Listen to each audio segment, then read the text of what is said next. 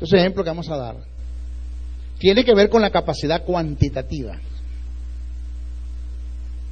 ¿Sí? ¿Se agarra?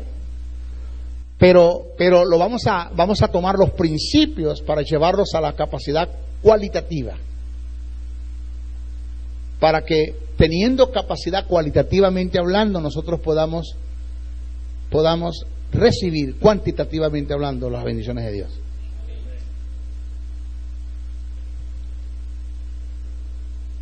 En el libro de Reyes tenemos el caso de una viuda y el profeta Eliseos, donde ésta pidió auxilio al profeta por causa de una deuda que dejó su esposo al fallecer.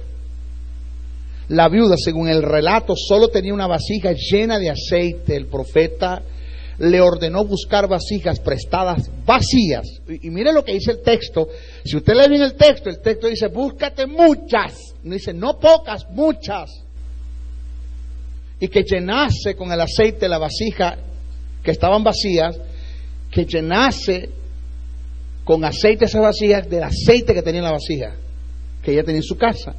Y era tanto, óigame esto, era tanto, que la Biblia dice que cuando llenes todas las tinas, vende el aceite, paga la deuda y vive con lo que te queda. Fíjese hasta dónde, la abundancia, ¿no? Hasta dónde. La Biblia dice que cuando llegaron o cuando llenaron todas las vasijas, el aceite dejó de fluir. Cabe una pregunta, ¿por qué? La respuesta lógica es, Dios da de acuerdo a la capacidad que se tenga para recibir. El aceite no fluyó más porque no habían más vasijas vacías para depositar el aceite que fluía. Profeta, ¿qué pasó, mujer? Es que el aceite no fluye más. ¿Tienes vasija vacía? No. ¿Dónde vas a echar aceite?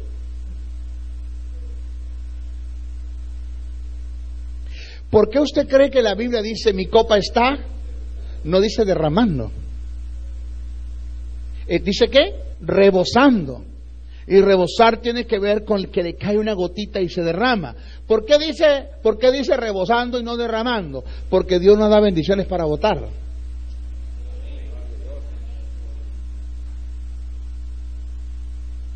Cuando hablemos acerca de lo que es gracia, usted se va a dar cuenta que una de las causas y los motivos por la cual tenemos en la iglesia mucha gente que no son bendecidas por Dios, posicionalmente hablando, posesionalmente hablando, porque posicional son bendecidos, pero posesionalmente hablando se debe a que se han convertido uno desgraciado con lo que Dios le ha dado por gracia.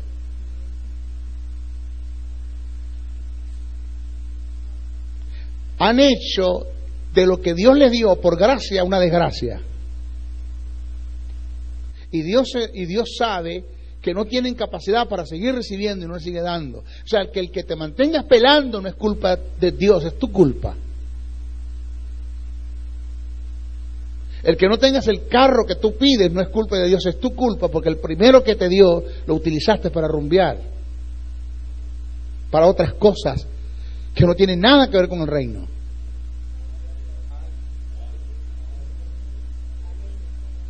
Y sabe algo, lo más duro del caso y lo más fuerte del caso es perder lo que Dios te dio por gracia. Porque para volverlo a recibir, óigame, le va a costar a Dios dártelo de nuevo.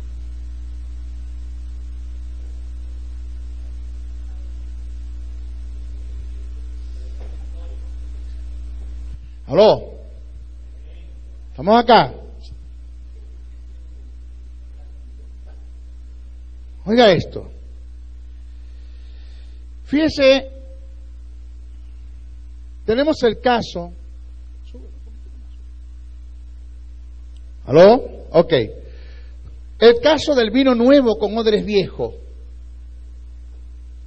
nos muestra un principio que tiene que ver con capacidad. Según el relato, no se debe echar vino nuevo en odres viejos por la capacidad de retención. A causa de la fermentación del vino, el odre se revienta por falta de capacidad, según Mateo 9:17, Marcos 2:22, Lucas 5:37.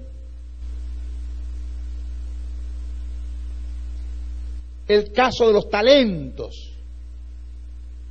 El caso de los talentos muestra el mismo principio de capacidad para recibir. El relato dice que a uno dio 5, a otro 12, a otro 1, y es muy específico cuando dice y a cada quien dio de acuerdo a la capacidad que tenían para recibir. Mateo 25:15. Gálatas 4:1-2 dice que cuando el heredero es niño no puede gozar de la heredad por causa de su inmadurez sin capacidad. Ahora fíjese lo que dice Gálatas: cuando el heredero es niño no difiere de nada en el esclavo con el esclavo. O sea, el esclavo y el heredero, siendo niños, tienen un denominador común. ¿Cuál es el denominador común? Que los dos no pueden heredar, uno porque es esclavo y el otro porque es niño. Y dice que el niño tiene que ser tomado por tutores, llevados hasta el estado de madurez, y cuando está en el estado de madurez, entonces está apto para obtener la heredad y se le entrega. Pero ¿cómo es posible que tenemos en las iglesias gentes que son herederos, coherederos, que son participantes de la naturaleza de Dios, tienen la justicia de Dios, tienen la vida de Dios? Dios no les negó su justicia, no les negó su vida, no les negó su hijo, no les negó su trono, porque Dios compartió su trono con nosotros. Dice que nos sentó juntamente a la diestra del Padre, juntamente con Cristo Jesús. Nosotros estamos sentados a la diestra del Padre con Cristo Jesús. Él lo dice la Biblia. No nos negó el trono, no nos negó la vida, no nos negó la justicia, no nos negó nada. Y hay cosas que por causa de nuestra inmadurez Dios no las tiene que negar. ¿Te puedes imaginar las promesas y las bendiciones que hay en la Biblia, que la Biblia registra para nosotros? Hermano, pasan de miles entre promesas y bendiciones, y que Dios no nos puede entregar a nosotros, desde el punto de vista posesional, nuestras bendiciones y nuestra herencia y nuestro legado, porque no estamos capacitados para eso.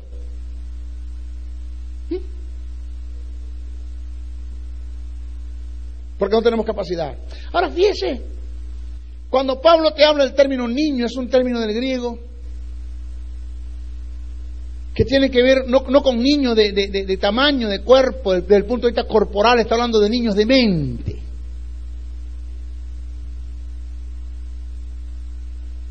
Pablo está hablando del tipo de ese tipo de niño que es enfermo, mentalmente hablando, es enfermo, que crecen, pero que en la mente son unos niños. En Maracaibo hay un pastor que tiene un niño de 47 años, lo tiene que tener encerrado en rejas. Le hicieron unas rejas en su casa porque el niño de 47 años es un niño, pero hacía desastre en el barrio, pero es un niño. Yo veo el pastor viejo, acabado.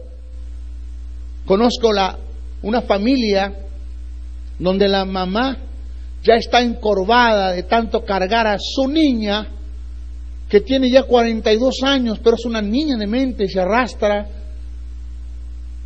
Y yo le pregunto, hermana Petra, ¿cómo está usted? Dijo, cansada, hijo mío. Un día me dijo, hijo, si esto será pecado, yo seré la pecadora más grande del mundo, mío. Pero si pecado es pedirle a Dios que se la lleve, mío, yo no puedo más. Ya yo no puedo con ella. Tiene que cambiarle los pañales. Le llega el periodo como cualquier mujer. Tiene que atenderla a ella, bañarla. O sea, de ese tipo de niño, y yo lo estoy diciendo con respeto y con consideración, si hay el caso de que está pasando acá en la congregación, si hay alguien que tiene ese caso, por favor, no lo digo por usted. Es lo que yo estoy haciendo alusión a lo que Pablo está enseñando.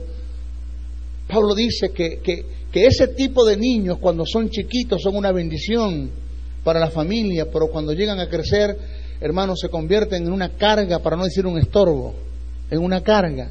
Lo que Pablo quiso decir es, tenemos en la iglesia ese tipo de niños que son, en el cuerpo han crecido, pero que en la mente son unos niños, unos subdesarrollados, unos gente que sufren de síndrome de Down, así, eso, enfermos, que en vez de ser una bendición para la familia de Dios, lo que son unos estorbos, que no sé por qué no se mueren, dice Pablo. ¿Por qué se queda callado?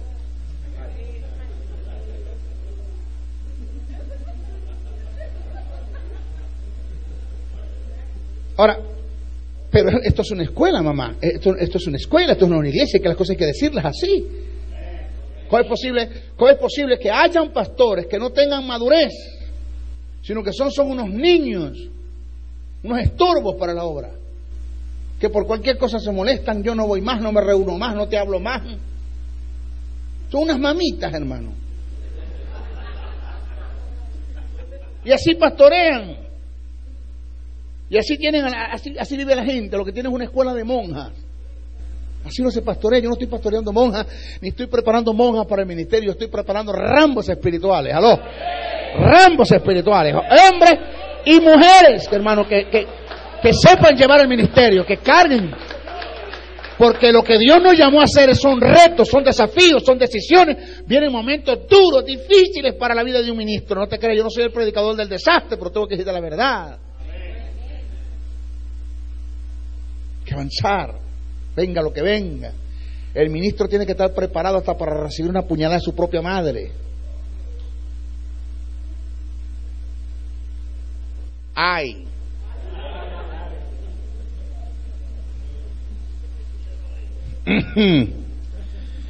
Esto suena duro, maestro.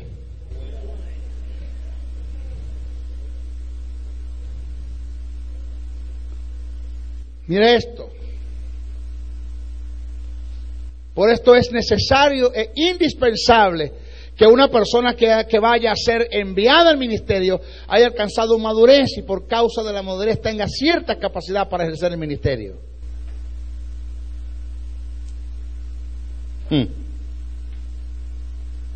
¿Cómo y de qué forma se alcanza la madurez?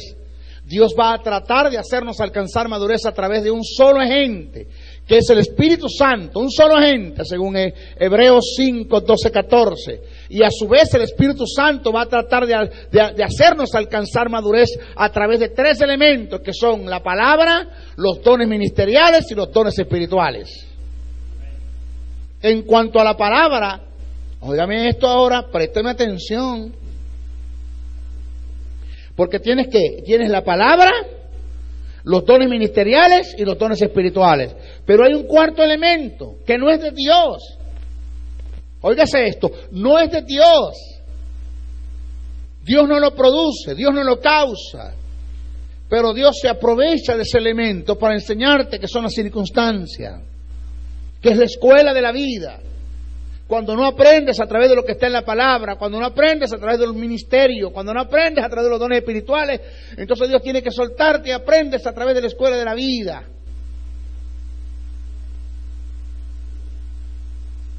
Alguien dijo, un político nuestro, entre tantas mentiras que dijeron y que dijo una verdad.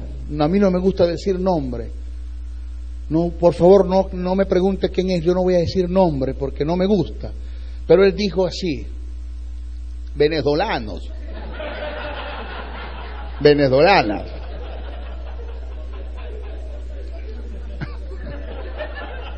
Una derrota nos enseña más que miles de victorias.